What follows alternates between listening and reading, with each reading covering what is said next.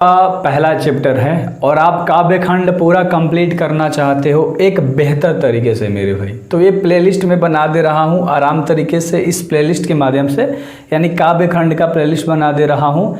इस काव्य खंड के प्लेलिस्ट ले आप पूरे चैप्टर निचोड़ सकते हो। एक चैप्टर में परिचय, सारांश, प्रश्न उत्तर और ऑब्जेक्टिव होता है, वो सारी चीज़ें आपको मिल जाएगी, लाइन टू लाइन मिलेगा। ठीक है, तो कंप्लीट आराम से कर सकते हो।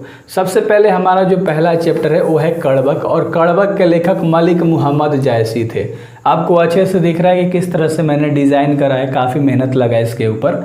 तो कड़बक के लेखक थे मलिक मुहम्मद जायसी, और हम लोग आज जायसी के बारे में एक एक पॉइंट को काफ़ी डिटेल में एक्सप्लेन करेंगे, इनके जीवन के बारे में। और जो एग्ज़ाम में आता है इससे बाहर नहीं आता, बस इतना अपने जहन में रख लेना। क्लियर है। खास स्थान के बारे में बात करते हैं तो जायस कब्र अमेठी उत्तर प्रदेश में। कहाँ? जायस कब्र अमेठी उत्तर प्रदेश में।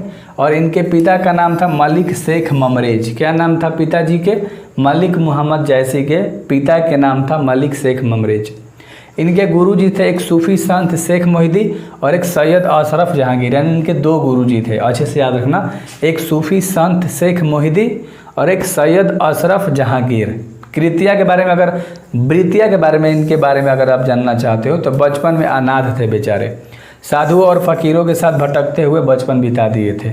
बचपन में क्या थे? अनाथ हो गए थे, ना मम्मी ना पापा कोई नहीं, और फकीरों के साथ ही अपना जीवन व्यतीत करके अपने जीवन को एक अच्छे तरह से जिए और अपने आप को संभाला। व्यक्तित्व के बारे में जानेंगे। इनका व्यक्तित्व कैसा था, किस तरह के व्यक्ति थे। चेचक के कारण रूपहीन हो गए थे। चेचक समझते हो, सभी जगह घाव घाव जैसा छोटा छोटा दाना जैसा होता है, तो उसके कारण इनका रूपहीन हो गया था, यानी बहुत बदसूरत टाइप के लगते थे। बाई आँख और कान से वंचित थे, यानी बाई आँख भी नहीं था और बाई तरफ के कान से सुनाई भी नहीं देता था। समझ में आ गया? तो ये जो तुम्हारा उल्टा तुमको दिखाई दे रहा होगा, वैसे तो मेरा ये बाया आँख है, आपको दाया दिखाई दे रहा होगा क्योंकि वीडियोस में आप देख रहे हो। तो बाया आँख से वंचित थे और कान से भी वंचित थे।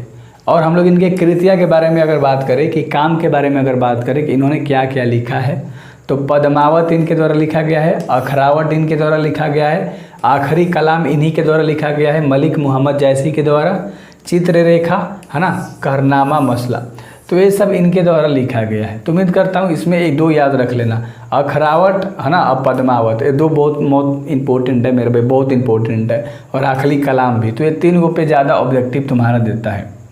अब यहाँ पर एक छोटा सा पॉइंट है कि पद्मावत में चित्तौड़ नरेश रत्नसेन और सिंघल द्वीप की राजकुमारी पद्मावती की प्रेम कथा है।